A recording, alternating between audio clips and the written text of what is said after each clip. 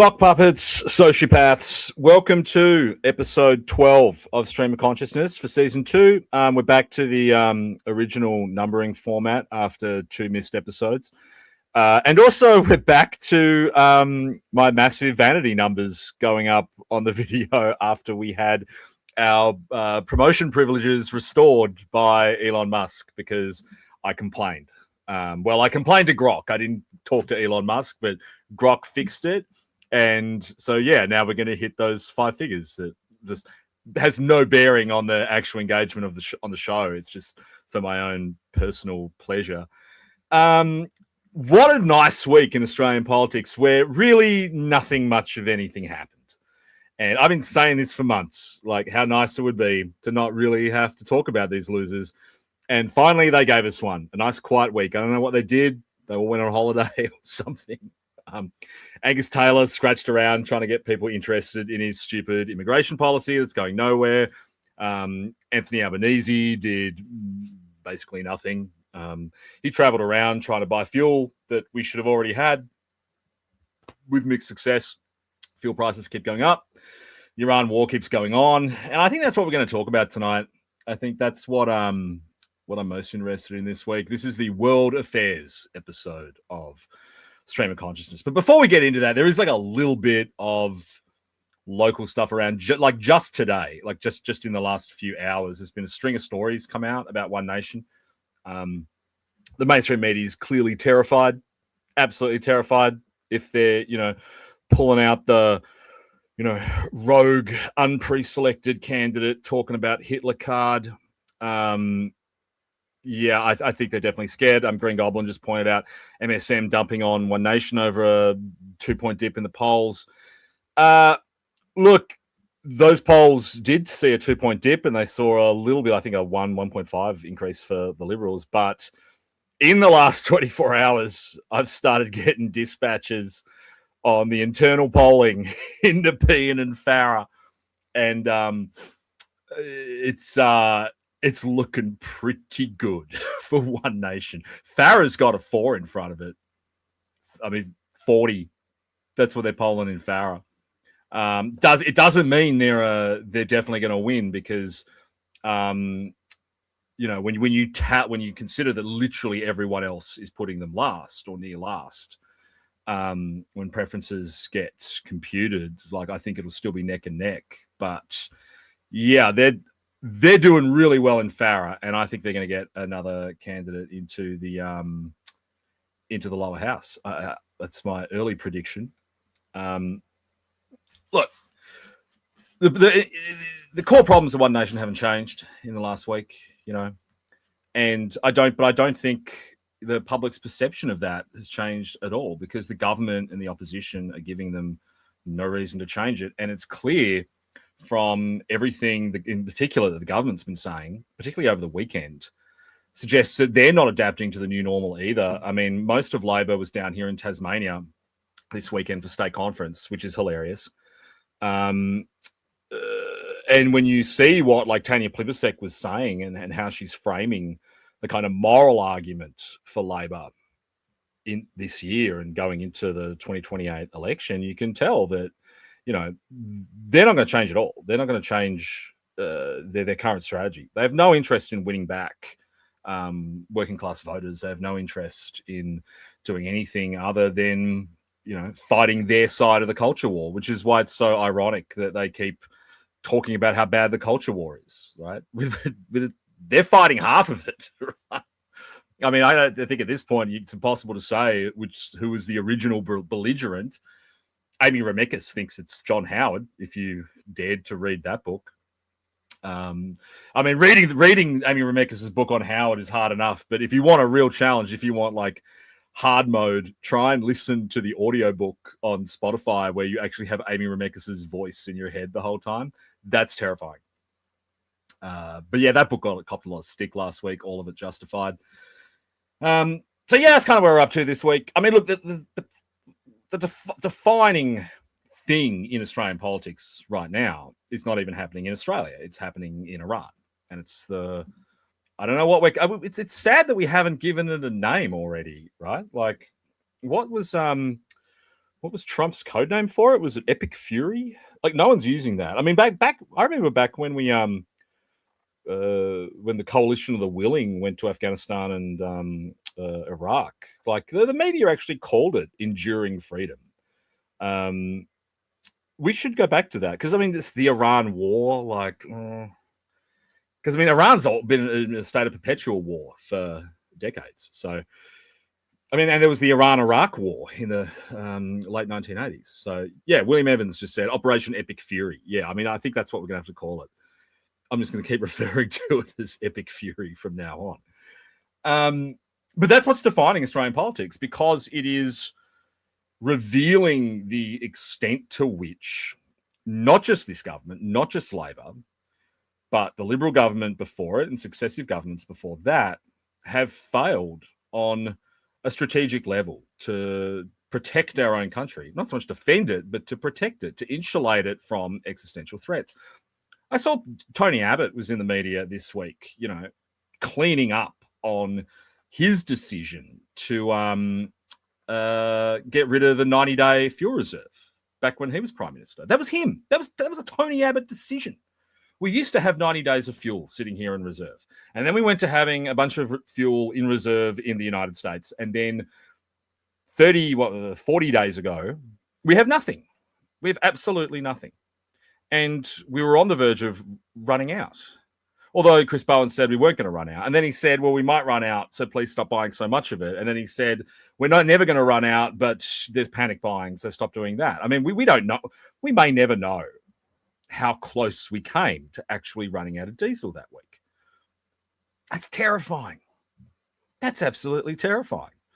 And, you know, I think this is what's driving so much obrium in the community. What's driving these numbers towards One Nation is this feeling from any voter with not even half a brain, just a working memory or Google.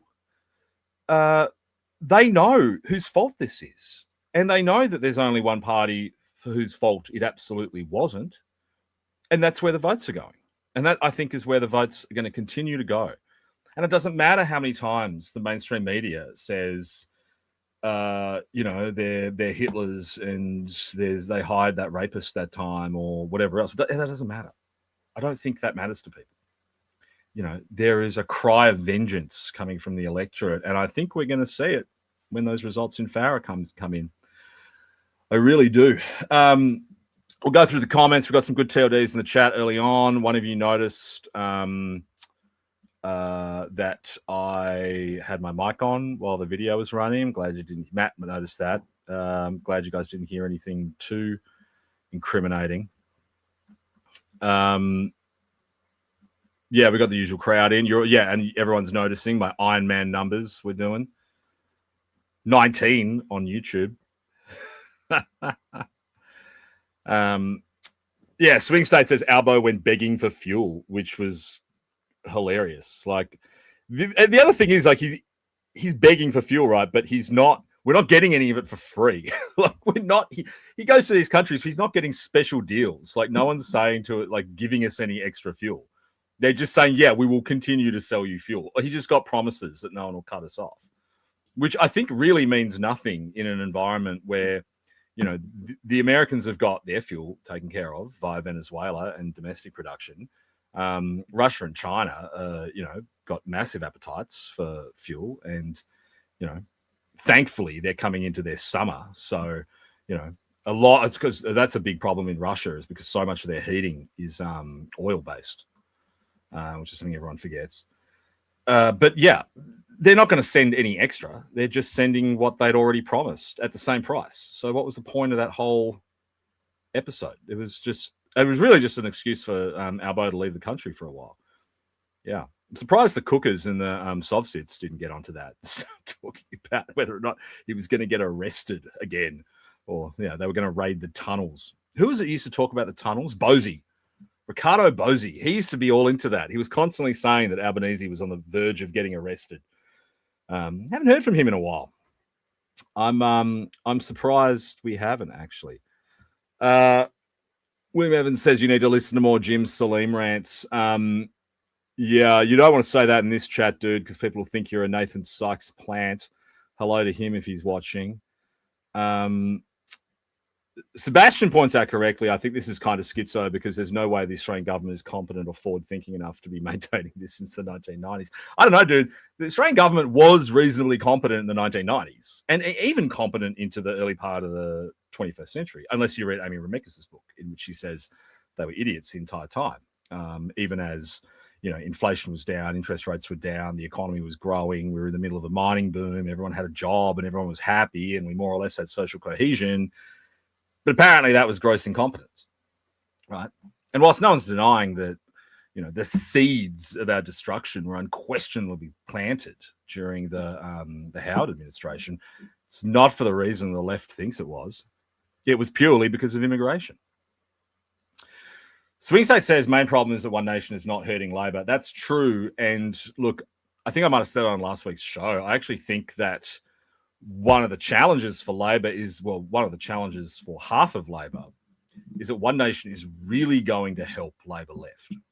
And this is one of the big concerns for the future of Australia, because I really don't see, as much as I see One Nation being the opposition post 2028, I really don't see a pathway for them to form government at this stage. And when you speak to people who've met with them privately and gone to their big events and sat at the big tables with Hanson and Ashby, the feedback you get is trepidation, verging on unwillingness to even want to be in government.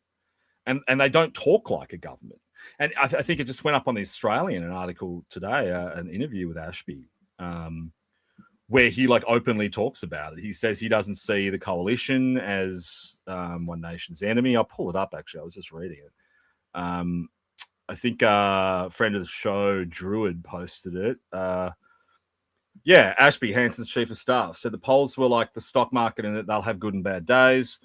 We see Labor as the enemy, not the coalition. And while One Nation have set our sights on forming government at the next election, the polls are increasingly showing that if the coalition drop their hatred for One Nation and reciprocate preferences, we can take this government out. And then he goes on to talk about, the usual bullshit. I mean, Teals and Climate 200. And he even mentions Get Up in there, which is shows how out of touch the guy is. I mean, Get Up haven't been relevant now for 6-7 years. I mean, Get Up hired David Shiraz. It's not exactly something that successful and interesting activist group would do. Get Up don't matter. Get Up haven't mattered since the end of the 2019 election, which just kind of goes to show where their heads are at. I mean, they're fighting a decade-old war, and they're not fighting the current war. It is you have to be fighting the Liberal Party, the National Party, the Labor Party, the Greens Party. They've even got to fight fucking the Libertarians and Jared Rennick. They got to fight everyone at once. Just like Donald Trump did in those primaries leading up to 2016. There's no friends when you're trying to mount a radical insurgency and snatch your country out of the jaws of mass immigration-induced decline. There's no allies. I get the impression that what One Nation really want is to be in coalition. I mean, and you see some of the attitudes of the people in One Nation, including Hanson herself, are very reminiscent of the attitudes of the senior leadership in the National Party for the last 3 decades, or probably the entire time the National Party has existed. All care, no responsibility. The Nationals knew they never had to run the country. And only a handful of Nationals who ever achieved high office, maybe Fisher, ever expressed a desire to actually run the country. The overwhelming majority of National Party MPs are content to sit there on the backbenches of the government or in minor ministries relevant to their electorates so they can get a bunch of money and some relevance, but they don't want to be in charge. They don't want the responsibility that comes with it. And I feel like this is what we're seeing now from One Nation. One Nation don't want to be the second part of an Australian duopoly. They want to be the junior partner in a Liberal-led coalition again. They pine for the days of John Howard and, to a lesser extent, Tony Abbott. And I think that's the biggest problem we're going to have with them. And I think is really the precondition for something like reform having to emerge here, because it's kind of a similar mood to what you had in the UK, right? Where, you know, there's just this question mark over what kind of Prime Minister of the UK Nigel Farage wanted to be, if he even wanted to be it at all.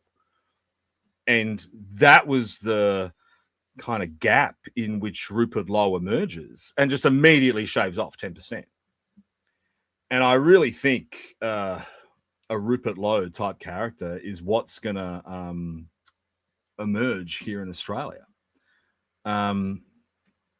We got one of our friends from YouTube is here saying the defining thing is white nation erasure worldwide. Happy birthday, Uncle.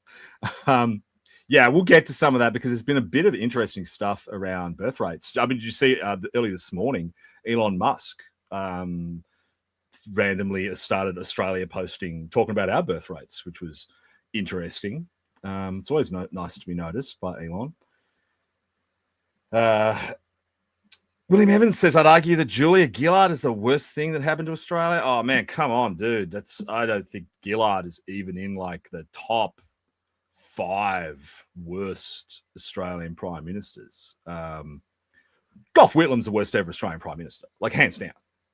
Like the left in recent times have become obsessed with this kind of trying to redefine John Howard's legacy. And like we try to as well. I mean, we try to redefine it in terms of his approach to migration. I think whole elements of the right who kind of cast off the cloak of neoconservatism in recent years try to redefine it in terms of his actions during the war on terror. But as bad as some of those things might be, nothing compares to what Whitlam did, you know, in terms of being the crack that was opened in the most fundamental ideological values at the heart of Australian civil society, that he levered open and allowed just rank communism to flood into. And whether it's, you know, fucking storytime drag queens or, you know, the whole bullshit trans debate or, you know, all the culture war shit that you see today, all the corporate culture war stuff, all the pride parades, the welcomes to country, you know, the fundamental eroding of national sovereignty that goes on, that flows out of academia into Australian corporate life and then into the bureaucracy and the public service. That all starts with Whitlam. That all starts in the late 1970s because one guy took his boot off the neck of institutional Marxism. And that's what we live with today. So, yeah, I mean, Whitlam's hands down the worst. I think I'd die on that hill. Green Goblin says, get up is spending big in Farah. I didn't know that. I didn't know they had any money. I wonder where they're getting it. I mean, at this point in time, who's desperate and weird enough to donate to Get Up, right? There's so many other... I mean... Hasn't the Qatari government taken all their money for protesting about Palestine? Like, who's got money left in the tank for Get Up in current year? That's crazy to me. Yeah, that's weird. Who else we got in the chat? Farky says you have to bury all competitors on that specific topic. There can be no alternative. I assume you're talking about One Nation, and like I think one of the most concerning things out of One Nation in the last week has just been their really kind of tepid and self-congratulatory response on the Liberals' immigration policy. Because instead of coming out and saying that immigration policy is shit, they've come out and said, well, we're so glad the Liberals are now listening. And I just think I think Angus's policy is fucking horse shit. And I don't think values should be entering into the discussion at all, right? Because they can't win on it. They can't. Angus Taylor and his party, then Matt Canavan and his party, even Pauline Hanson and her party cannot stand up and forget about winning, but even just articulate an argument on Australian values. Now, Labor can. Labor absolutely can. Labor knows what they think about Australian values. They're anathemic to ours. I mean, they believe in modern Australia. They believe in, the managed state. They believe in, the giga bureaucracy and NDIS for everyone and 25% of the public on disability. And, that's what they believe in. They believe in censorship. They believe in further diminishing freedom of speech. They believe in not spending enough on defense. They believe in uncoupling from the United States, and they believe in growing closer to China. They believe in just foreign welfare to the Pacific instead of foreign force projection. I mean, Labor believe in all those things, and they articulate them forcefully under the slogan of modern Australia. So when you have this values debate, right, Labor is always going to win it because they know what they're talking about. They know what they believe in, and the Liberals and the Nationals and One Nation actually don't. And honest to God, and it's a hard thing to say, but I think many of us don't either, right? To their credit, some of the more controversial people of the broader right-wing community, I mean, at least they do. They're unelectable values, but at least they believe in them. But I think what you might call the mainstream of the Australian right really can't articulate that position very well. And that's why you just shouldn't have the argument. If you have such an intrinsic weakness like that, don't fight on that territory. The case against immigration is economic. The case against immigration is strategic. There's no we want immigration so long as they are all dinky-die, Vegemite eating, football kicking, meat pie eaters. That's a bullshit argument because what happens if just the white British now minority unable to live in their own country because it's become Zimbabwe? What happens if they all move here? What happens if what would happen if Angus Taylor wins and we get the values test in and suddenly a lot of these people are being turned away? What happens if by some miracle, and obviously this is a pure hypothetical, it will never actually work or happen, but say it did, and then say just 1 million white British come here. I mean, some of you would probably cheer that. Some of the Australian natives guys would probably cheer that on. I wouldn't, because the economy will be fucked. And they'll be sending money home. And we'll be just right back where we started. And inflation will be out of control and housing won't be affordable. And the country will just collapse with more whinging and less fraud and machete crime. So the values test is horse shit. It's not going to work. The argument is whether they're brown, white, or yellow, there are too many of them. And it doesn't matter where they come from, and it doesn't matter what they believe. The door has to be closed and no one can come in for the foreseeable future. That's the policy. And if you articulate it like that, they can't fight you on race. They can't say you're a racist. It's impossible to make for the left to make the case that we are being racist when we have an equal opportunity approach to closing the border to anyone for the rest of the 21st century, if need be, which, based on the future projections of the global economy, is probably where we end up, right? My whole thesis on the future of global politics is very simple. In the future, there are only going to be two types of countries, and values and culture do not enter into it. There will be countries that have energy surpluses, and there will be countries that have energy deficits. Energy surplus countries will have higher standards of living, low populations. They will have less productivity because fewer people will be working, because more work will be done by artificial intelligence and robotics that is enabled by the energy surplus. And then there will be countries with energy deficits, and they will have the lowest standard of living. They will be flooded with migrants because those countries will be the only ones that migrants can perform labor in, because there will be not enough energy for the jobs like driving Ubers and delivering pizzas and cutting rocks out of things and wiping asses. There won't be enough energy to facilitate those jobs transitioning to artificial intelligence and robotics. So it doesn't matter what any of these countries believe in. The only thing that matters is their megawatt output per hour. And if you're on the wrong side of that equation, it won't even matter what migration policy you put in place, because they will fucking swim here, because there will be no jobs anywhere else. And all those energy surplus countries are going to be smart enough to close the gate.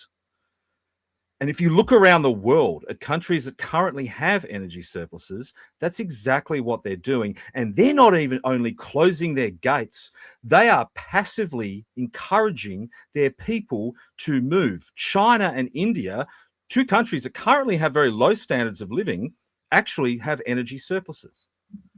And what are they doing? They're emptying their excess population. They're emptying the dregs into the United States, into Australia, into Canada and New Zealand to do menial labor here, because goddamn, they know what's coming in the next decade. They absolutely know. And those countries don't want to be stuck with millions and millions of excess mouths to feed. But we just haven't seemed to enter this into our heads. We just haven't even thought about it in this country. You know, we're still thinking populate or perish, the slogan of 2004, you know, which is now completely redundant, because, you know, we now know that you don't need to populate to thrive. You need megawatts per hour. That's it. And if you can deliver that, the people you've got here will thrive. And the people you've got here can choose when and if they want to have kids. They can have heaps of them probably, because they'll have fucking G1 Unitree robots changing nappies. You'll have a driverless Tesla in the front yard. Your job will be to write prompts, if you even have to have one at all. That's what the next century looks like, if you have an energy surplus. But if you do not, like Australia, then you're fucked. You're just fucked, and there's no way around it. And that, I mean, race, culture, values doesn't even enter into that discussion, because frankly, even if we were to cap migration right now, if we don't solve the energy deficit problem in the meantime, it's not going to matter, because our culture, our values will be redundant in a world with a low standard of living that an energy deficit will guarantee for our children and our children's children. So this is the only thing that matters right now. The nexus between energy and immigration policy. Culture doesn't matter. Values doesn't matter. Race doesn't matter. What language they speak doesn't matter. Their religion doesn't matter. You solve those two problems, you solve everything. And then the initial step is to close the border, lock it shut, and keep it closed. The great thing is, I mean, I think if you listen to me talking about this kind of stuff 2 years ago, I always caveated the reality of net zero migration by talking about the education sector and saying, well, it presents this challenge because we've got to nationalize the education sector. Not now, not post AI. You don't have to nationalize the education sector, because what's the fucking point of having one? You don't need it anymore. What, so they can learn the tools that the tools will teach you? So you know, the computer is a better lecturer now than any lecturer at the University of Sydney. So, I mean, part of this, part of the future, part of what Hyper Australia might really look like is we won't have universities. And I don't think anyone will fucking care.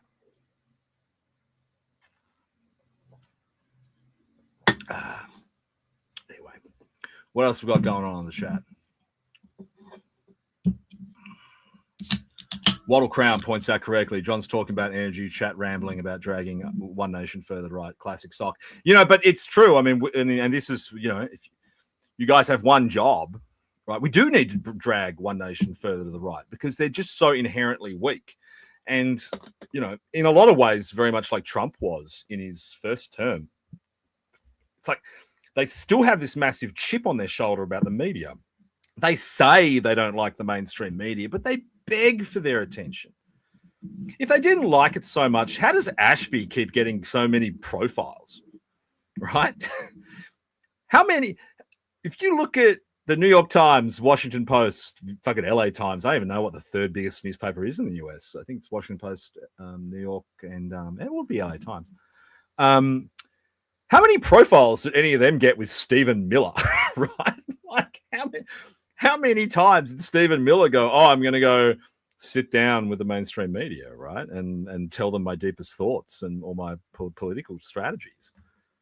That's never happened, ever. It's so strange to me that this guy does it. I mean, their whole strategy is strange. I mean, you know, they have channels, they have ways to get their message out. They've got X. You know, why this obsession with going on morning TV? You know, it's over. Yeah. Breadmaker says there seems to be a certain lobby group not talking against One Nation, and that concerns me. Yeah, look, and again, but I mean, I don't think there's anything nefarious about that, and I assume, you know, sock puppets in good standing know what lobby group that is without me saying it, because I mean, just as a small warning, I'm not going to block comments or anything, but I do suspect some of those discussions we've had here in the past might have been the reason why X wouldn't let me promote posts for a while. But so we're going to be like a bit more moderately careful than we have been. But I will say this, that I don't think there is anything conspiratorial about that particular lobby group's obsession, like, you know, failure to talk about One Nation. Well, Josh Bornstein does. You seen that?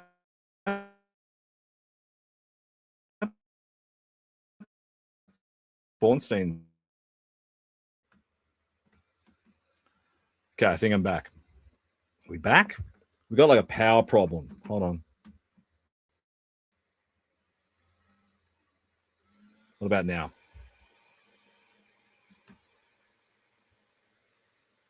Yeah, I know, right? See what happened? You see what happened as soon as I started talking about them? As soon as I mentioned it, it's like the Rothschilds just came in and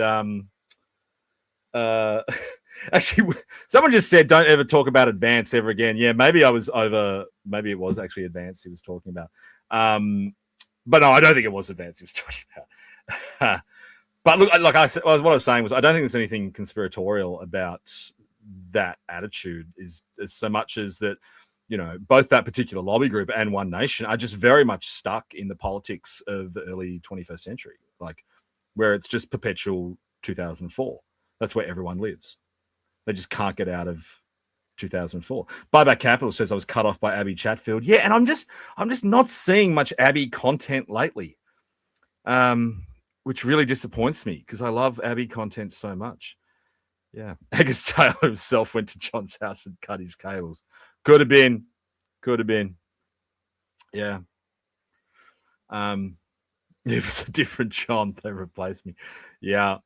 I'm gonna like DM you guys where my secret birthmark is, so that if John starts coming on and starts talking about, you know, anything too progressive, you can demand to see the birthmark, because I don't think maybe the Rothschilds will be able to replicate it. Yeah, my values didn't pass the statement test. I don't know. It's interesting that whole thing's just died. Like the Libs aren't like hardly even campaigning on it now. Like I don't even know what they're campaigning again. Yeah, Breadmaker says don't want you sending me those pics again, John. Yeah.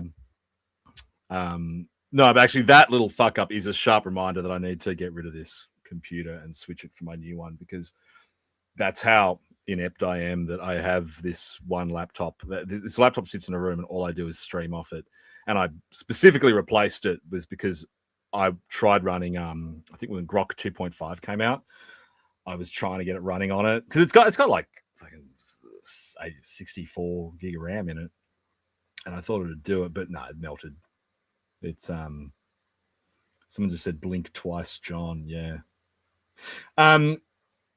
Green Goblin says BRS could be our Rupert Lowe. I mean, look, that's finally someone I'm actually impressed with this week. So small kind of shimmering light in the darkness of Australian politics.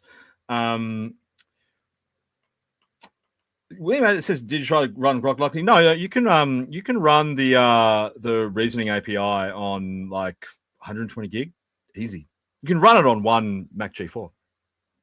If you like I only just use it for Selenium for web scraping, but yeah, running 2.5, you that's the only one you can run. You can't. There's no public API for four point. What are we up to now? 4.2.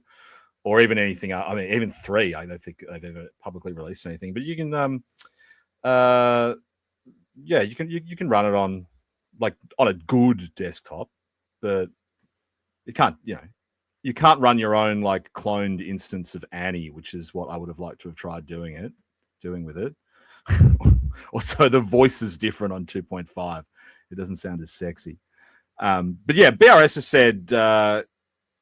Green Goblin just said BRS could be our Rupert Lowe. Absolutely, man. Because did you see him this week? Right? He I couldn't believe it. He just came out and did that press conference. That was spectacular. You never see guys do that in criminal trials, but it's actually exactly what you should do. And it's certainly something that frustrated me over the years, working with a lot of politicians who got themselves into a lot of trouble.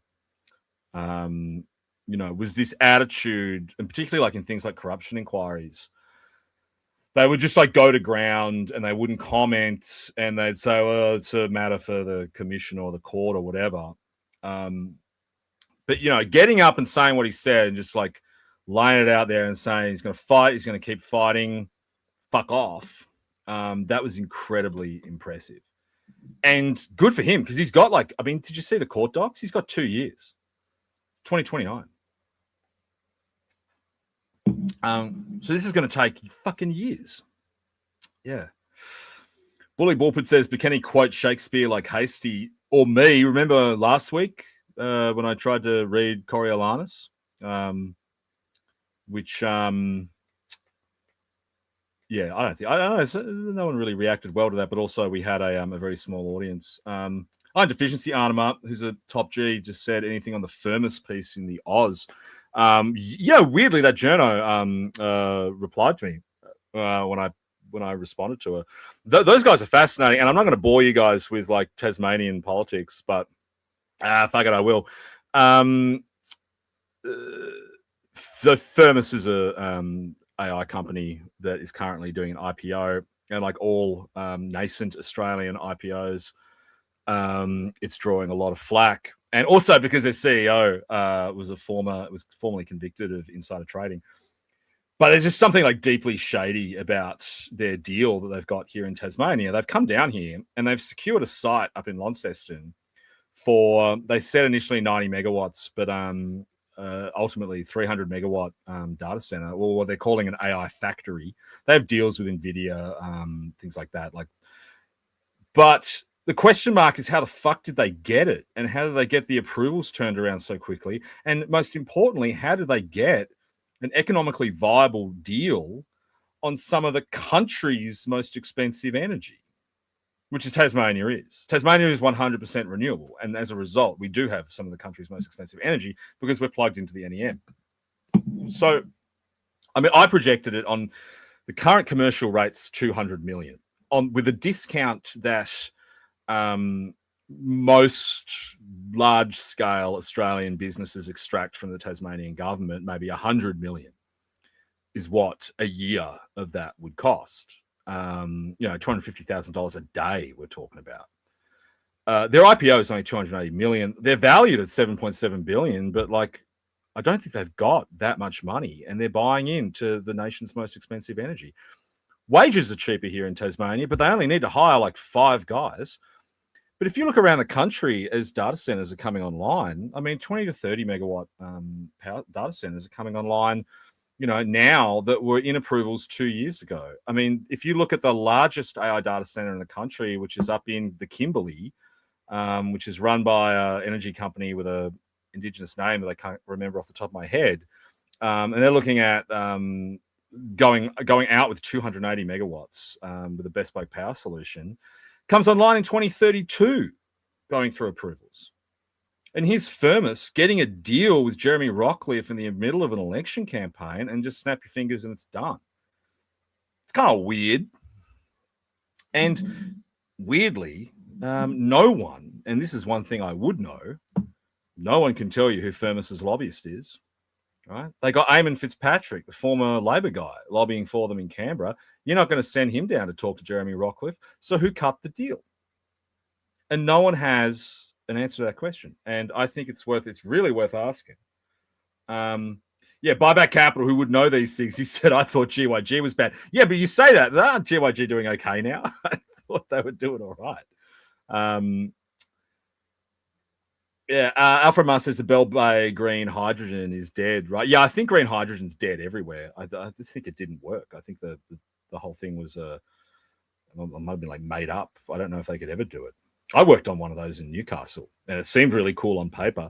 And then we went to somewhere to actually see one of these hydrogen plants running in real life. And the first thing you notice about the few actual hydrogen facilities that are running around the world is they smell. They smell really bad. Like they smell like rotten eggs, and you can smell them before you see them. So once you know that, you're like, oh shit, how is anyone ever going to get that approved in Australia? Yeah.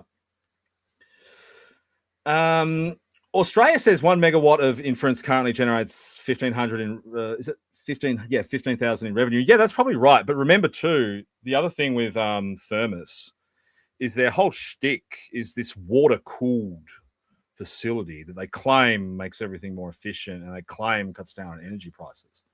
Right? Yeah. So I don't know. Yeah. I don't know. The whole thing just seems weird. And I think like the guys I talk like, there's a lot of like business activity down here in Tasmania. And when you talk to anyone, they're saying the same thing. Like, you know, there's so many smaller guys looking at smaller capacity who just are not getting a look in down here when it is such like, you know, fertile ground for it. I mean, the Commonwealth government is currently selling like $1 billion of defence land down here, 32 hectares in total. When you talk to property developers, they all say the same thing. Like you can't put residential on it because it's so disgustingly polluted. Like you'd have to spend billions in remediation to clean it up from all the lead that's in the soil and all the shit and corruption before you could put houses on it or a casino, which I'd like. But it's perfect for data centers. It's like potentially 32 hectares of data centers. Yeah. Wattle Crowns is trying not to dox myself. Firmus show road in roadshow, I guess, in Sydney on Monday was hilarious. Refused to explain how the capex costs are half of other data centers. Pitch deck they gave glossed over the actual commercial arrangements of NVD, insiders selling. Lots of looking around the room at one another. That's interesting, dude. I might have to DM you about that. And just from the perspective that for me, it's just it's about the Tasmanian Liberals and what the fuck these guys are doing. Because there's like a broader issue down here in Tasmania that they, you know, the Liberal government has never met a monopoly that they didn't want to endorse. Right? Everything down here is a monopoly, and everything that goes wrong is monopolized. You know, we've got this crisis with salmon farms down here. The salmon farms are all owned by essentially one parent company out of Argentina. Right? We've got this crisis in problem gambling in the poorest suburbs in Australia. And you got total monopoly on poker machines from one company that is endorsed and supported by the Tasmanian government. And you look at it, it's in every sector of our economy down here in Tasmania. They just are desperate to pick a winner and stick with it against all sense. You know, we've got a crisis with this Liberty Bell smelter down here that went under after the Tasmanian government plugged 300 million into it, after they bought manganese for them. There's a giant pile of manganese sitting at the factory that's now sitting at the smelter that's now closed. And the Tasmanian government's now scrambling to figure out a way to get their manganese back. Because this is what they do. They pick winners, and they're not winners. And I think for everyone in politics down here in Tasmania, we're looking at this Firmus thing and looking at the company's reputation and looking at their offering. And like Wattle Crown said, looking at some of the question marks that smart investors are having over it. And we're looking at Jeremy Rockcliffe going, dude, why the fuck did you just give them? That's the fuck thing. They gave them this whole site. They gave them the fast track approval. And they said in the press release, oh, it's like an AI factory zone with 90 megawatts of capacity. And then Firmus put out a statement saying, yeah, we're building a 90 megawatt factory there. So what the Liberals tried to portray as like being a vibrant hub for AI in Tasmania, it's one company. That, as people pointed out, they've got a lot of questions about it. Anyway, I'll probably get sued by Firmus now, but at least we'll have something to talk about next week. Yeah. John Service says, remember, guys, St. George's Day is April 23rd. Interesting to see how many ALP accounts celebrate. That's a good point, actually. We should celebrate more niche days, I think. I'm pissed that we don't get a public holiday for Anzac Day. Anyway, speaking about Anzac Day, I think it could be a pretty big one this year. I saw there was some talk about protests and doing things for BRS and whatever. I don't think that's a good idea. It's a solemn day. We should probably just drink and play two up. But I wonder, given the increased kind of public engagement around a lot of patriotic causes in the last 12 months, if we won't see a big turnout. Anyway, I'm hoping there will be. While Colonial, do you think Trump has an eye on Australian minerals? I recall some deal with a mine in Tassie in his first presidency. I think that was an American firm that was attempting to buy the mine. I don't know. I mean, I think they're just... Well, I mean, remember that Albanese went to Trump last year and signed that rare earth deal. Remember that? No one mentions that anymore. We went over there. We signed a trade deal on rare earth minerals. I've been keeping tabs on that. There hasn't been a single approval. They said they were going to fast track approvals. There was one already in train at the time. Hasn't come to fruition. We're not pulling anything out of the ground, right? Everyone's just kind of moved on from that, and now we're kind of letting Albanese and the mainstream media in Australia denigrate the alliance, which I'm sure will work out well. On the whole Iran thing, I mean, and the Australian reaction to it, like the Albanese and co, their reaction is completely logical because they need these Muslim voters in their key seats, right? So even though I think it's dumb to do, like at least it's understandable. I think the most disgraceful conduct since this whole thing started has been from the ABC, from the Australian Broadcasting Corporation. Most of you probably don't watch it because you're not as masochistic as I am, but I watch it every night. I watch ABC News every single night, and it's like suicidal balance is what they're doing. I think back to the beginning of the war on terror. Like, no one was reporting what the Iraqi propaganda minister was saying except to mock him. These people are civilizational enemies of the West. The Iranians would hang every producer, journalist, grip, copy boy working at Ultimo, or I think now Parramatta, wherever they are. Right? They hate us. They hate what passes for our values. They don't deserve to exist. The Iranian regime should not exist, and they shouldn't have access to nuclear weapons. That's self-evident. And yet the ABC is treating them like, they're deserving of fair and balanced reporting. Like, well, let's see what the other side says. And it's just propaganda, right? Now, our stuff's propaganda too, but if they want to be fair and balanced, well, their job is to try and see through that without elevating the message of the other side. This is what journalists have done for decades, right? If you go back to the Vietnam War, I mean, so many of the failures of the Vietnam War were brought to light by brave reporting from what was at the time the mainstream media. But in doing so, they tried not to help the enemy and to give succor to the enemy. And when you read anything that's been written by journalists from that era, and particularly on things like My Lai massacre, on the revelations around like the Project Phoenix and CIA malfeasance in Cambodia and all that stuff, the journalists always talk about the same challenge, which is to bring the truth to light without causing our own people to lose the war. And like sometimes they were successful and sometimes they weren't. And like Bully Bullpit just pointed out, you've never heard of Jane Fonda. Well, Jane Fonda was, part of that, Hollywood celebrity cohort that went over there and very much did want the West to lose the war. I'm not saying that those people didn't exist, but I'm saying that, the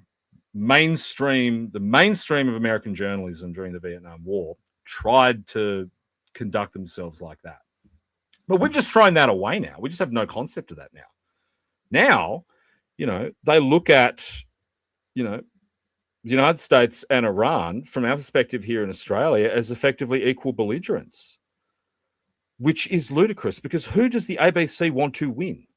Do you want to live in a world where America gets thrashed and is no longer the hegemon and is at the mercy of Russia and China and everything that means for Australia? Or do you want to live in a world where, boo-hoo, Iran doesn't have nuclear weapons and the Shah's back? Maybe like 1 million are dead. It's crazy. Yeah. Needs Less just said US isn't an ally. Look, well, you might be right. They might not be our ally, but you know what they are? Well, you know what we are relative to them is a vassal. And there is really no alternative to that in the immediate short term. You can cry about it as much as you want and say you wish it could have been different, but, it's your parents and your grandparents who got us here. Australia could have been a highly successful and independent middle power with the situation we were gifted in the early 1970s. And your parents and your grandparents took a huge, my parents and your grandparents and your great-great-grandparents took a huge steaming shit on that with Gough Whitlam. And the entire Australian political malaise that starts with Fraser and then, with the contraction and the recession and the cozying up to China and the rejection of, Western hegemon that we saw at the back of the Vietnam War. And the British Empire returning fixes everything, but that is never going to happen, dude. Ever again. I mean, forget about the British Empire coming back. I mean, just the United Kingdom as it was at the beginning of the 21st century isn't coming back. I mean, God, you see some of the campaign stuff that's coming out now. It's insane. The UK has fallen. They're just an irrelevancy. I couldn't believe the extent to which the Australian media were fawning over Prince Harry coming the other day. I mean, the guy's not even in the order of succession anymore. Who fucking cares? Farky says, question, would you nationalize the NDIS and run it properly and fully prosecute fraudsters? No, I'd just get rid of it. I'd just get rid of the whole thing right now. I wouldn't keep the NDIS in any way, shape, or form. I don't think it's fit for purpose. I don't think it's the correct funding model for health services. I don't think there's even anything to nationalize because the whole thing hinges on private accredited providers. Right? There's a very simple fix, right? Which is that the government, well, not the government, but Australian mainstream politics, establishment politics in this country, and I include One Nation in that now with the polling they're at, is they just need to completely rethink the way they look at welfare. It just needs to be completely changed how we conceive it. And a big factor of that is, the looming changes that are coming because of artificial intelligence and robotics, right? Because labor and employment aren't going to look the same in 10 years, 20 years, which means we need to rethink welfare. Unless like a convenient new novel virus wipes out 30% of the population, then we're going to have a very big problem on our hands in 20 years unless how welfare is allocated isn't changed. Now, universal basic income is one option. But, I mean, again, universal basic income is a kind of cooked up in 2015, 2016, pre-AI, like a lot of things, like a lot of kind of shibboleths in, radical politics. A lot of them are from pre the current digital revolution. So I don't think maybe that's the right one, but we need a new way of doing it. And what a smart government should do is fold all these things into one. and you wouldn't have an age pension anymore, and you wouldn't have Centrelink, and you wouldn't have an NDIS. There's just going to be one payment that everyone gets. So the challenge is figuring out how to insulate it from inflation, right? So the nationalization element is not so much in terms of government owning any of that stuff. It's effectively fixing prices, and how the government therefore fixes prices, right? Because that way you'll insulate things from inflation, which they're failing to do. They're just failing to do now. But that's what needs to be done. You know, you should have enough money if you are, you know, like a massive spurg to, I don't know what they even give those people, like, you know, a night in a respite center, or, you know, someone to take you out and buy you a Happy Meal, like whatever they need. I mean, there should be enough money to do that, and it should be affordable on that money, right? If you devoted the policy rigor to that, instead of trying to come up with more of a diminishing pool of funds, we wouldn't be facing so many of these problems, right? But we're a long way off that, unfortunately. I mean, look, my ideal scenario is, you know, in 20 years' time, I think there will be an interregnum of like spot nationalizations to address things like inflation in the meantime. This is like in the best case scenario where our guys win. You'll have like these interregnum nationalizations, but very much like what Singapore did in the late 1980s, early 1990s. I mean, those won't last long. You'll eventually get the economy to a point where they can be sold back to the private sector. Long term, the government in Australia should only own one thing and only provide one utility, which is energy. That's it. And this is the greatest crime and to the Fed's credit, it's the one thing we can't blame the federal government for, because this was done by successive Liberal and Labor governments at state levels in every single state and territory, was the sell-off of energy assets. Now, I was there when some of it was done. It made perfect sense at the time. It really did make perfect sense at the time. These were gold-plated assets. The money could be put into other forms of infrastructure. It did seem like a good idea, but it was done ass backwards, and what you'd call like the poles and wires in many cases were sold off last. The generation assets were sold off in the middle, and they sold the retail assets off first. And so what do you think? What happened when they sold off the retail assets? They start putting up the prices, and it's like 30% of the inflation basket. And that's how things get worse and worse and worse. Government, and only the federal government can do it long term. Like if we want the utopian, fully automated luxury nationalism that we all dream of and goon to, only the federal government can do this. And that's because it is going to have to involve nuclear, and only the federal government can appropriately regulate a nuclear industry. The states can't be allowed to have anything to do with it. And also because some states are so small, particularly, you know, between, like, if you look at like the kind of point where South Australia, Victoria, and New South Wales meet, like regions like that, you're only gonna need one nuclear power plant for those regions, right? You may only need 5 to power the whole country over the ultra long term. So because the generation is going to be moving across borders, only the Commonwealth can do it. And you're going to need the Commonwealth to build it, the Commonwealth to own it, and over the long term, the Commonwealth taxes it, right? And if you look at the exponential growth in AI, then you could very well get to a point where the Commonwealth doesn't even need to tax schlubs like you and me, because they're just going to tax the energy going in. And that's where everything flows from. That's the point that we have to get to. I could talk about this all day. Speaking of technofascism from the future, did everyone see Palantir's thesis, the Alex Karp manifesto that went on Twitter this week? That was cool. I liked that. I was reading that, like nodding my head, like Adam Sandler in what was that movie called? Was it Uncut Gems? What was the movie? The one where he's the diamond guy? Yeah, I was doing the nod, or the Jack Nicholson nod. I was doing that. That thing's fucking fantastic. I heavily encourage you all to read it. It's 22 points.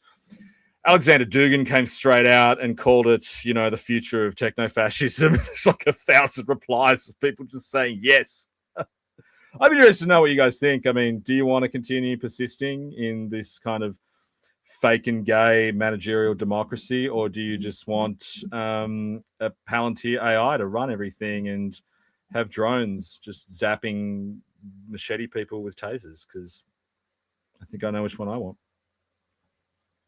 Yeah, that's very much worth a read. It's got everyone kind of agitated. It even got like David Shoebridge to do like this massive effort post, because David Shoebridge, I don't think pays for Twitter, so he can't write normal posts like a normal person. But he got massively excited about it today, and he's demanding that the federal government rationalize all its Palantir contracts. It's only $26 million, which, from my understanding of Palantir's products, I mean, I assume that those must just be like what they paid for free trials. I think I saw like one government department in the US's Palantir, but it actually might have been like a police department in one state, and it was like $140 million. Senex Australis has put Palantir in charge of the NDIS. That is a very good idea.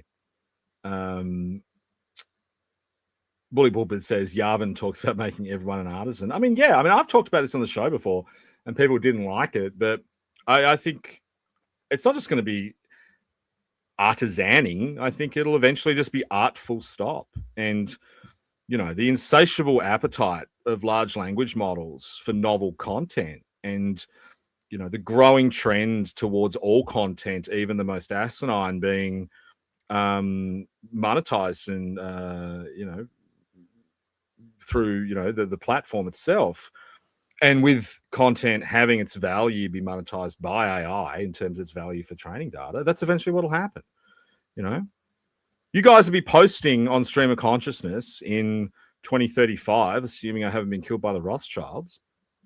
And like, if your comment is high effort, I imagine in the background, X will just flick you like 1 cent. And if it's low effort, you might get nothing. Or maybe if it's low effort, you get 1 cent. Maybe if it's funny and it makes everyone laugh, it gets 10 cents. And that's like how the economy, in that post-scarcity world, that's how it'll have to work, because no one's going to be producing anything else, because all production can be automated. And so novelty will become the only store of value. In the same way that a lot of like tech thinkers have been saying for a while that like your taste will be the only store of value of the future. I don't think that's necessarily true, but I do think it'll be novelty. And so, the future will be dominated by people, doing the stupid shit online, like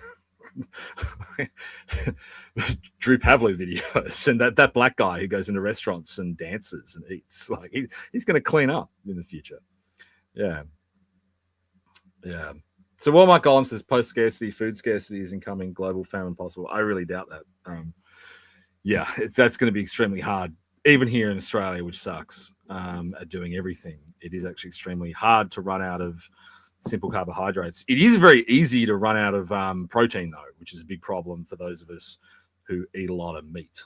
That is one thing we have to worry about. But I think that's probably a ways off. But as some of you were agreeing with quite a bit, maybe we just get that new superbug that takes out 30% of the population. Yeah.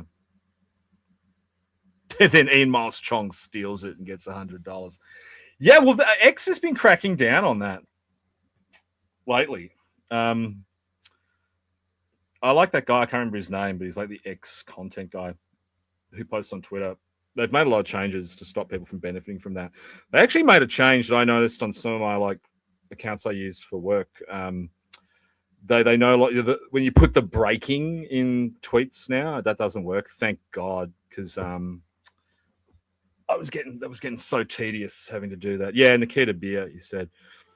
Rob Doubleina says, finally I can get paid for banter. Well, I mean, this is going to be the interesting thing about the future of online privacy, right? Is that you know, we all, I mean, if you're in a group chat with a bunch of guys, you make the jokes all the time about how the feds are watching our posts, right? But you ask yourself, would you like say Grok, for example, or, you know, I mean, Grok's probably the best example. Would you let them read all your DMs if you were going to get paid for it?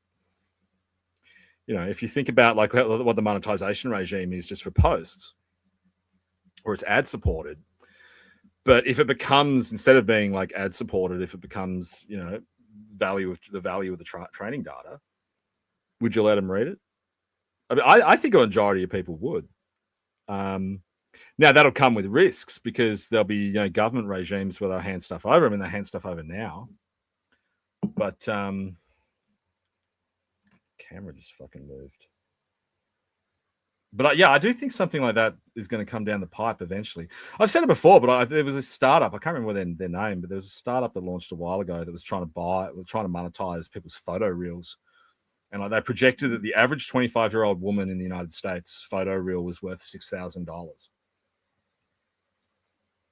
There must come a point though where the AI has just seen every Stacey taking every like photo outside every shitty fucking matcha place, like, and then it doesn't need them anymore. I wonder when that point comes to. Yeah, like the point at which they don't need it anymore. Yeah. What's been going on in pop culture news this week, guys? Second episode of Euphoria. I know some of you were still complaining about that last week, saying that it was slop and degeneracy, and I was defending it. I got to admit, after the second episode, maybe my defense is was maybe a bit too premature. It wasn't that great, but I can only hope it'll get better. I mean, one of the most interesting discourses in pop culture in the last 48 hours, I think, is this new video game, Pragmata. You guys seen this? It's about, I don't know what it's actually about, but I've seen trailers and the memes and shit, and it's about some kind of guy in a spacesuit running around shooting robots, but he's got like a toddler or with him, and she's like a robot or something. And what I've been reading is that supposedly it's like the Japanese government psyop to encourage people to have children. I don't know. But of course, in the West, you've just got guys on Reddit immediately sexualizing the robot child. So obviously that's not going to work here, but it will be, maybe it will work in Japan. Aristocrat Decum says Pregnata. I don't know. It looks pretty good, actually. I like Souls-like games, so I feel like it's the kind of thing I'd probably play. But I also lost the power cable to my PS5 when I moved, so I haven't ordered a new one. Those things are really hard to replace.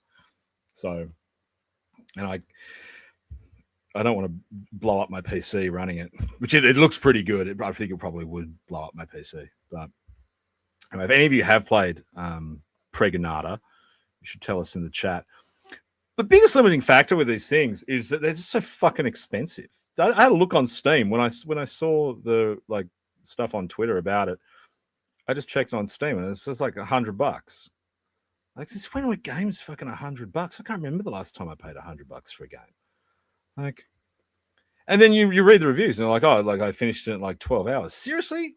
12-hour game for $100? I mean, sorry, I sound like a fucking boomer. Back in my day, you paid like, you know, $30 and you got a game that you would play for 5 years. In fact, I think I paid $60. If I open up Steam right now, I've got games on there that I bought like 6 years ago that I still play. Yeah. Well, Mark Gollum says NSM boys are in the county court tomorrow for the Camp Sovereignty Boogaloo. Is that Sewell as well, or is that just the hangers on? I don't know. They're kind of dropping out of the news cycle, so I don't think they're you know, I mean, I don't think we've seen the last of them, but I also don't.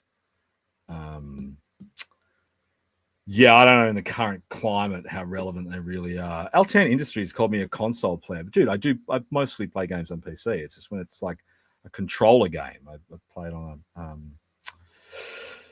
on console. Yeah, Buyback Capital's been playing CK2 for 14 years. Dude, I have mates who still play RuneScape and like still obsess about RuneScape. Like it's Factorio 3,000 hours. I have something insane. I think I've got like 4,000 hours clocked on Stellaris since launch. I started playing it in beta. I just really like committing genocide on a galactic scale. Yeah, I know. I get the controllers work on PC boomer argument, but like it's not comfortable. Like, so you got to sit on an office chair. It just doesn't work. I refuse to see how it works. I'd be interested to know what games all the sock puppets play because I think it's just so reflective of your personality. Like Skull just admitted to playing WoW Classic. Like I could have picked that. Yeah. Yeah, Buyback Capital also plays RuneScape. I bet Buyback Capital also plays Age of Empires 2. Right? There's just something about guys on the old Crusader Kings RuneScape spectrum. Yeah, we got House of Iron guys, we got EU5 guys. Soul Osnian says Stellaris stream of consciousness. When that'd be fun, and I actually know how to do it now too. So my column says chess. Of course. There's always one. We've got an NBA 2K guy.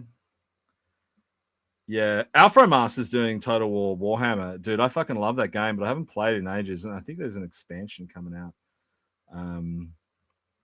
Yeah. That could be fun, actually. I don't know if I want to, like, trash my intellectual credibility by streaming video games, though. Like, yeah. I already appear in front of, like, this background and did a stream for 6 months with a animated capybara, so maybe it doesn't really matter. Yeah, 40k Warhammer is going to be good. That's a day one purchase for me. Probably need a new graphics card for that though, which is depressing. I got really into RimWorld. You guys play RimWorld? The one where you crash and you go like build a civilization and stupid stuff happens. I really like that game, but I stupidly downloaded all the DLCs and it got too complicated. And yeah, Swing State misses the capybara. I think we actually asked him back tonight because Brian couldn't show up. Brian's doing real life things. Bully Bulford says that's not the only RimWorld John knows. Yeah. Yeah, Skull, it's like RimWorld is like Dwarf Fortress. We've got a GeoGuessr fan in there. Women love GeoGuessr, I've found. Every woman I meet is like deep into GeoGuessr. Yeah, that could be fun. I am actually stupidly good at Stellaris too. I play it multiplayer every now and then when it's working. Because they're constantly updating it and they break things and then it stops working and you can't find games and whatever. But yeah, I might think about it. It could be fun. I'll play Stellaris and we'll just talk about politics. Yeah. Buyback Capital says there's a few sickos in here who play Train Simulator. I guarantee it. Actually, you know what I've been playing lately that I really like is I actually like the Cyberpunk game. I'm a really big fan of that. I didn't think I'd like it. I thought it would be like woke nonsense, but I found it quite enjoyable. I find the trick with all of those games now, like that come out that have just been tainted by all the ESG, DEI nonsense, is you just ignore it and just play it like you're a 14-year-old boy in the year 2001. Like I got through Cyberpunk 2077.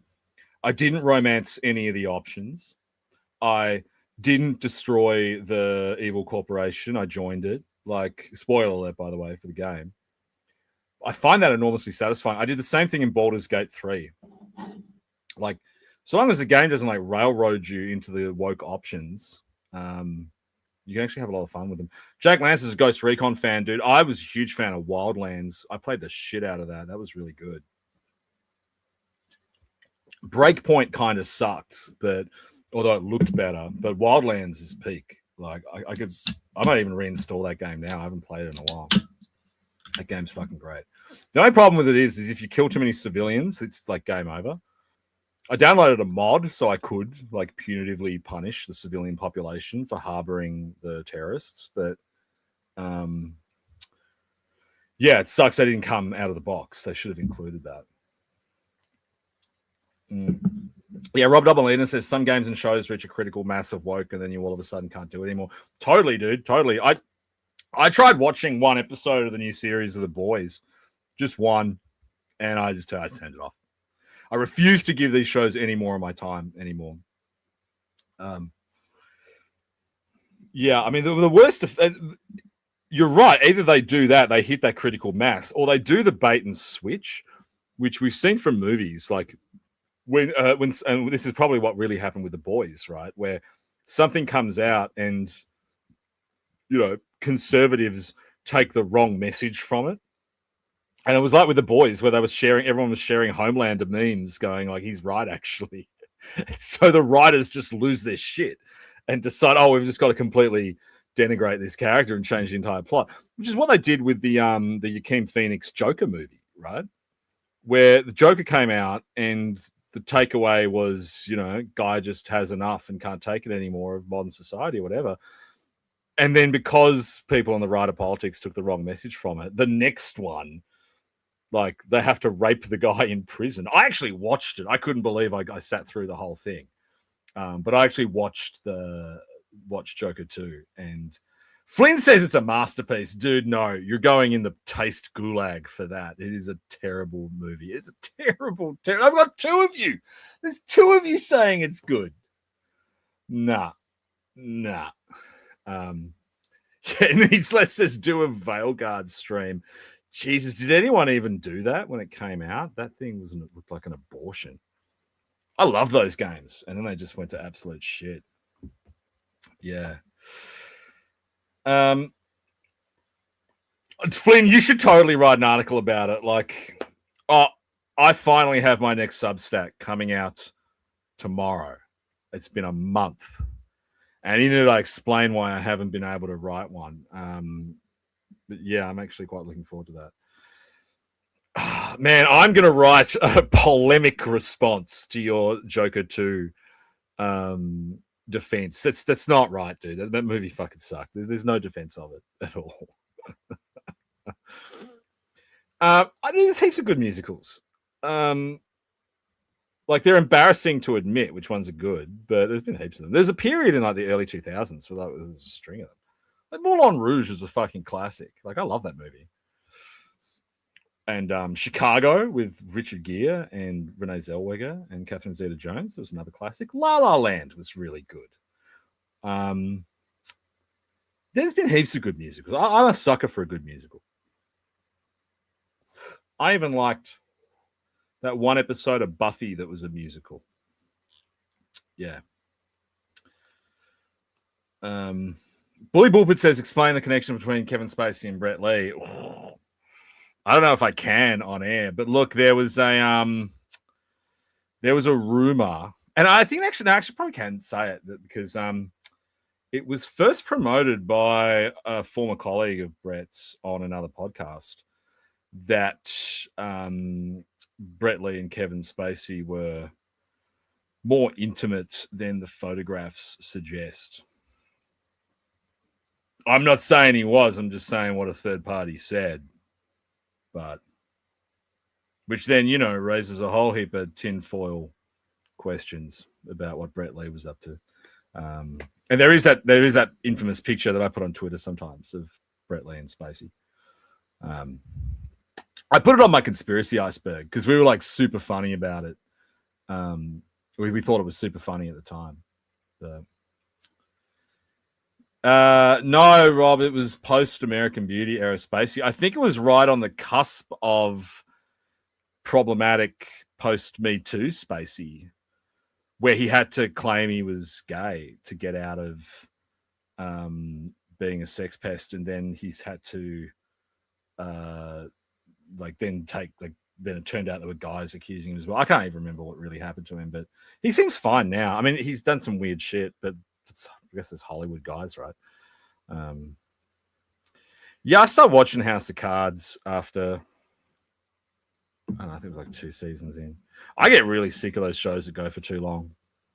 So I like British stuff because it never goes for very long. They're like, yep, 8 episodes, finished.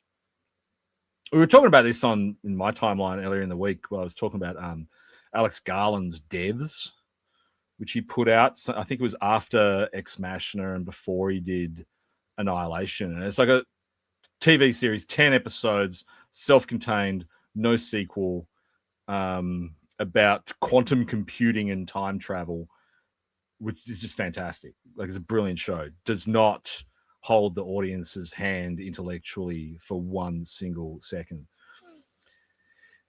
So what Mike Gollum says, Mr. In Between is only 3 seasons, but I want more. Exactly, dude. And hopefully now that it's getting so much exposure in the US, we will get more. Because it was only 2 seasons. I think it was only in the second season they even started going longer than 20 minutes. That show's a masterpiece. Critical Drinker, who's like I think one of the world's like biggest movie YouTubers, finally got around to reviewing it recently, and he said it was fantastic. So maybe maybe someone will pick it up. The guy who made it's really interesting. Like I think he became like a Buddhist monk or something. I was reading. Like, yeah. Hold on, let me check the time. Green Goblin says Watchmen TV series. Yeah, I had mixed feelings about that. Well, it was a while ago. That was one of those shows that came out during COVID, and it's so funny. Like, so much time to watch TV, and I can't really remember anything I watched. Like, none of it seemed particularly special. But yeah, maybe I'll revisit that. I just don't want to have to get the apps. Like, I've shaved back my streaming services so much. Currently, I only have Prime, I think, which I'm super dirty about because I keep trying to watch Japanese shows on Prime, but the subtitles are just so bad you can't watch it. Like, yeah, Skull says Slow Horses. I haven't actually got around to watching that yet, but everyone speaks very highly of it. That looked pretty good. I just finished watching, which I had to actually pirate because I couldn't find it anywhere. A show called Edge of Darkness, which was it came out in 1985. It was remade. They remade it with Mel Gibson, but the movie isn't anywhere near as good as the TV show. Like, it's got Bob Peck in it as the main character, who, if you might remember him from Jurassic Park, he was the guy with the shotgun who says "clever girl." But anyway, he's the main character, and it's basically about a cop who's trying to find out who killed his daughter, who was an anti-nuclear activist, and it's just the most perfect distillation of like 1980s Thatcher paranoia. It's got all these like, below the surface kind of mystical elements. Like, it's like the British True Detective, basically, from 1985. And I found like a weirdly good rip of it. It originally aired on BBC Two. If you've got for some reason I couldn't get my VPN to work on BBC, but I think if you've got a VPN that can get you to the UK, you can actually watch it on I think on one of the BBC channels that's still there. It was one of the only shows that for like decades that came out on BBC One it came out on BBC Two originally, but it was so successful that they actually repeated it on BBC One, and yeah, just one of the greatest British dramas ever. Heavily encourage people to watch that if you can track it down. Yeah. What else we got there? Rob Domalina says Succession was sweet. Yeah, I really liked Succession. That was one of the few shows the last few years that I really, really got a kick out of.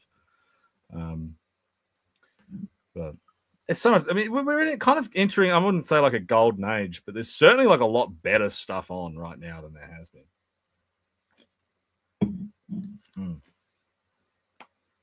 I've been liking Industry. I thought that was pretty good. The early episodes are a bit tedious, but it starts to get interesting. Matt's recommending Legend of Galactic Empire on Internet Archives. Yeah, I think it's on High Dive on Prime. Yeah.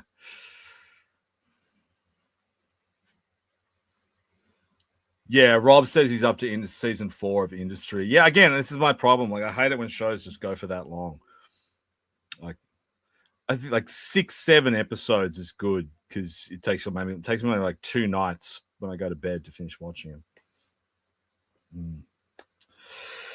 That's how slow this week has been in Australian politics, guys. That we just ran out, started talking about TV shows and video games really quickly. Has anyone seen any good movies lately? I actually haven't. I haven't seen anything good in a while. Oh no, that's not true. I watched Wuthering Heights. You know the bodice ripper one.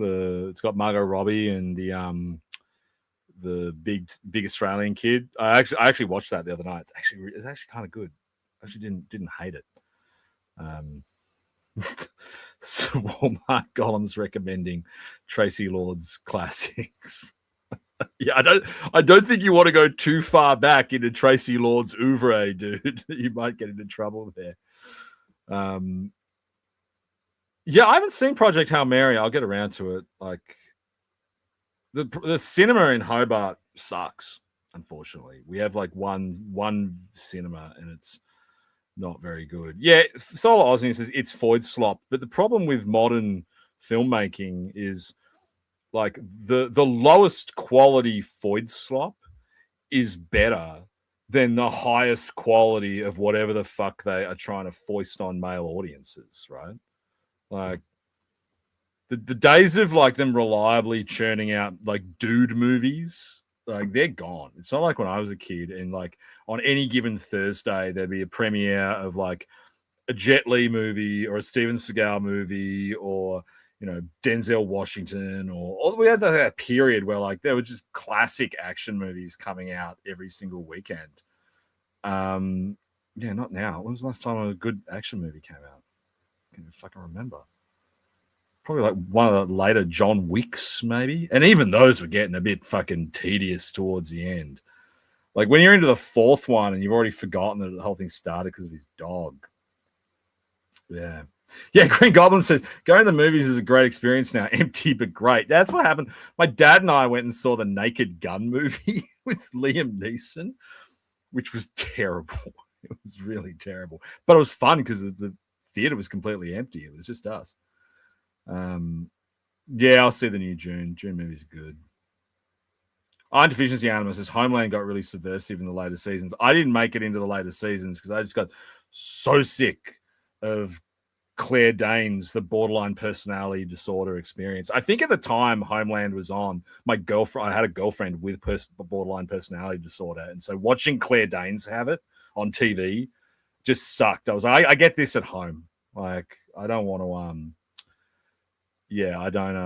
I don't want to see this on TV. Osnian just said the sock ad worked. Yeah, dude, we're back. We're back, baby. 21,000 views. And you know what? Like I was, when I said last week that I thought that, it was just a core audience that would tune in, I actually noticed there are more regulars in the chat than normal when I do it. So it does work. Like, we'll have to keep doing it. It's just money. Yeah, Flynn's already trolling me on the timeline about the Joker Folie à Deux thing. I don't like that. I'm not. Yeah. Rob Dobalin says having 2 to 3 BPD girlfriends is a rite of passage. Yeah, try having 2 to 3 at once. Altan Industries says 80s action films with a Homeric period. Yeah, I mean, my first job was I actually worked in a cinema. I started working there, I think in like 2002. And I moved, and when did I move to Sydney? It was like 2003. No, it was earlier actually. It was like maybe 2001.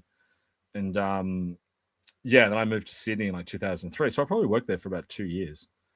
And I had heaps of shifts. I used to be in there like 3-4 days a week, even when I was at school.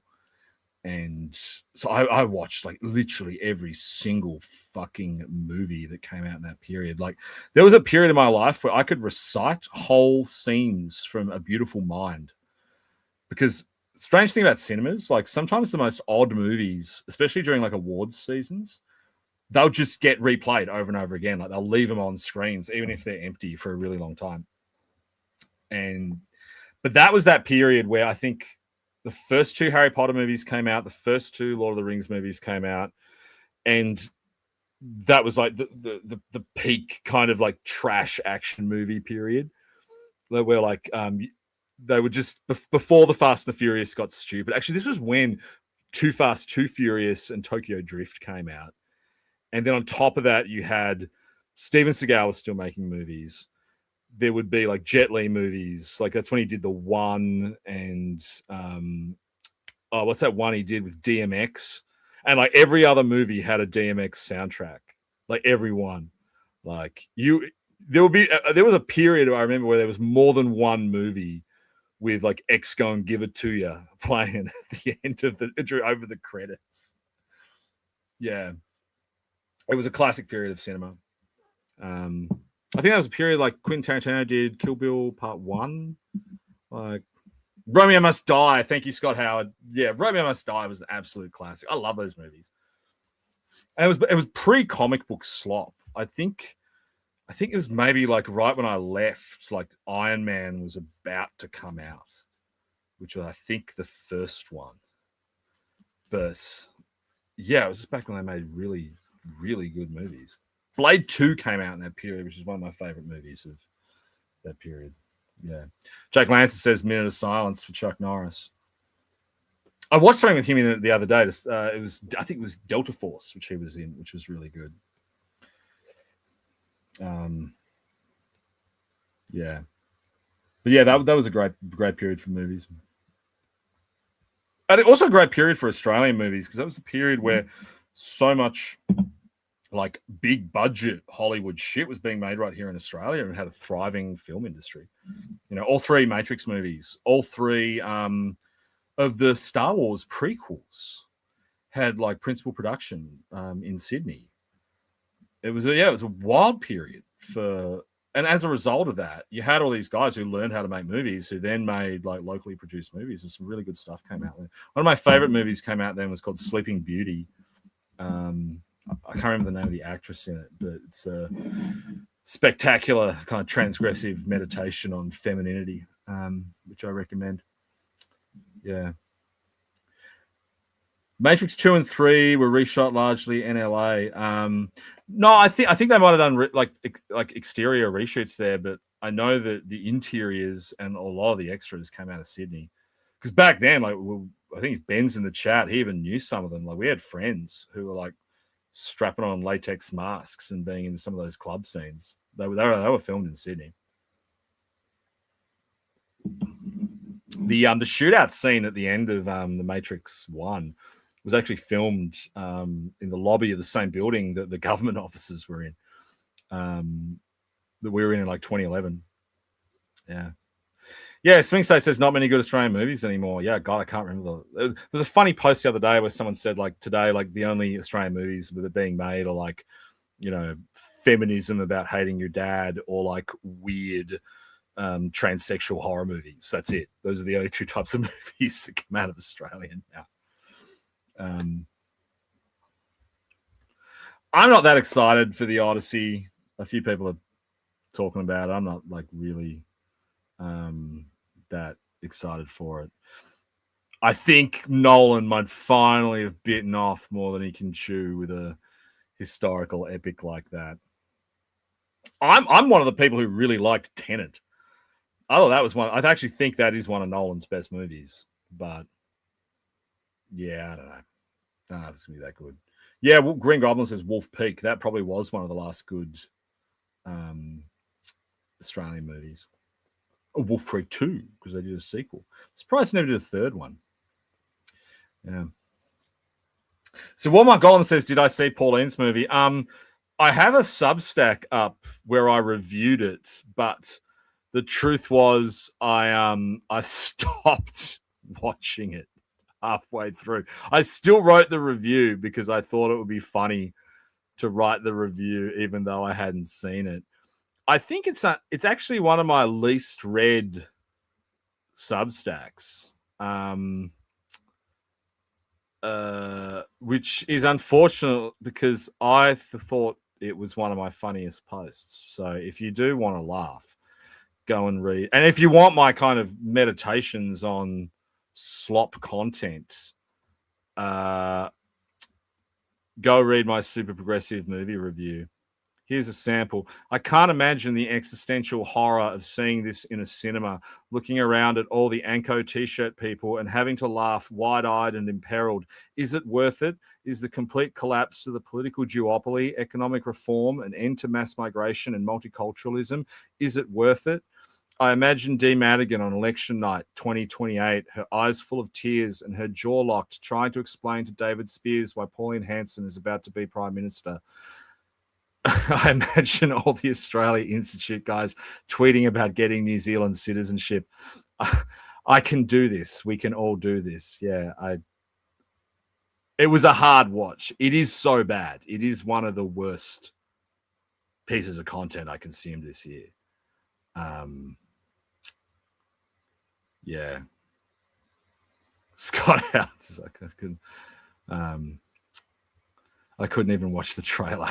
Yeah. Yeah, Scott, maybe I should end this episode with a Shakespeare reading. Someone mentioned in there earlier about Hasty reading Shakespeare. I'd forgotten he'd done that when I did it. I wasn't trying to channel Hasty at all. What's Hasty even doing right now? Remember he tried to reinvent himself as a sensible centrist? Now Flynn's getting into it because that's the latest news, of course, because we do like to wrap up with, regional scene gossip. We've got the latest March for Australia drama where they've made a video that Rukshan claims is racist. Have we seen this? Rukshan's very unhappy. Rukshan says he's gone to the Anti-Discrimination Commission and the police because they made a video. It's a and like I'm not going to post it. I think Beck Freedom has it on her feed. If you want to dare click on it, if like me you struggled with a super progressive movie, you may struggle with this. It's some kind of rap song about sending them all back, and it's in like an ebonic kind of voice. I think that's what you call it. And yeah, they just show clips. It's just clips of various brown people doing the wrong thing. And then in the middle of it, they've got a clip of Rukshan. They actually also have a clip of Joanna Howe. And the song is just, they all have to go back. And I think the implication being is it doesn't matter if you're a machete person or if you're Rukshan or if you're Australia's most prominent anti-abortion campaigner. If your skin is brown, you're out of town. See, I made that up just then, and it's better than anything that March for Australia has ever come up with. Yeah. But yeah, so Rukshan's really upset about it. Like, I don't know, scene drama. I don't think anyone cares at this point. I don't think anyone cares about those guys at this point. I mean, Brian and I have mocked them for a while about how it's nationalist Rotary and because now it's Fight for Australia too, because they had that episode where Ozpil wouldn't let them into the accounts or something, but they were his accounts. Like, I think we tried to follow it a few weeks ago. I think we covered it really well on those 2 episodes that I had to delete, which we may be able to put back up soon because I finally paid for the StreamYard subscription. Brian, if you're watching this, I paid for the StreamYard subscription if you're wondering why we've got our account privileges back. Bully Bulbit says finish with the reading from the Torah. Speaking of the Torah, I read one of the funniest, I don't know why I laughed at it so hard, but one of the funniest memes I saw this week is the pictures of, have you guys seen the tactical Torah in Israel? I didn't know they had these. This is like, and it actually makes perfect sense when you think about it. they're like military rabbis have to carry a Torah with them, and it's because it's bigger than the guy. So they've got these huge backpacks. They're like twice the size of the man carrying it. They're all like in, like, you know, all tactical and stuff, so they can survive on the battlefield. And they're huge, and they have to carry them around with them when they go into combat. And it made me think of that first episode of so speaking of like legitimately good TV shows, like the first episode of Rome when that came out, and it's about they have to go and get back the Eagle standard when they lose it. And I was thinking, like, that's like such an obvious TV show, like, for that Hollywood should make. It's like someone, the IDF loses the tactical Torah, and a plucky team of Mossad guys have to go in and recover it. Like, that just writes itself, you know. Clearly, they're not doing enough cocaine in Hollywood if they're not coming up with ideas like that on their own. Tim says Fawn at 30.9 in Farah. Yeah, that could be right. That could be right adjusted. I've seen a higher primary. I've seen a way higher primary than that. So if that's the one that who is that UComs putting that out?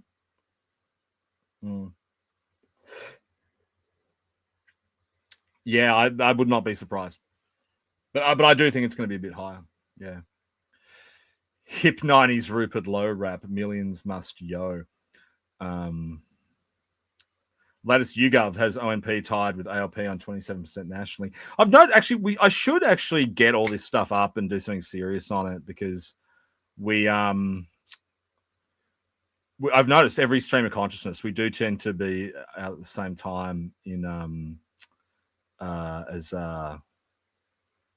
as all the polls are. I saw bag holders in the chat, Paul Scar and Farah to boost. He said void or vote. Yeah. Haven't heard much from Paul Scar lately. He must just be so terrified about how Angus Taylor's going to, you know, create less work for migration agents or something. Yeah. Well, guys, I'm not going to fucking wreck myself by pushing through until past 10 o'clock like I normally do without Brian. And I think we've definitely run out of things to cover. So, yes, from us is still hungover from Pongal. At some point, we need a full list of every single one of these things that Paul Scar ever went to. So yeah, I'm going to call it early, because an hour and 40 minutes is a really long time to talk on your own.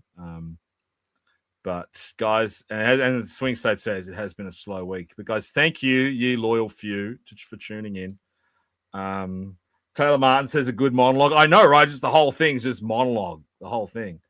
Oh yeah, iron deficiency anima. One of that Japanese yen space. I will send that to you. I did miss the latest African murder in Melbourne, but who can keep up with African murders in Melbourne? Did you guys see the African guy with the fake gun who got arrested and then immediately let out on bail today? Like, I can't even keep track of these anymore. It's just every day new Star Wars person behaving badly. You know, I guess this is why we have the Noticer, Australia's, you know, newspaper of review for Star Wars people behaving badly. Well, guys, I think that's it. We'll see you next week. Stay conscious, stay frosty. Look after yourselves. And I'll see you all soon. Thank you and good night.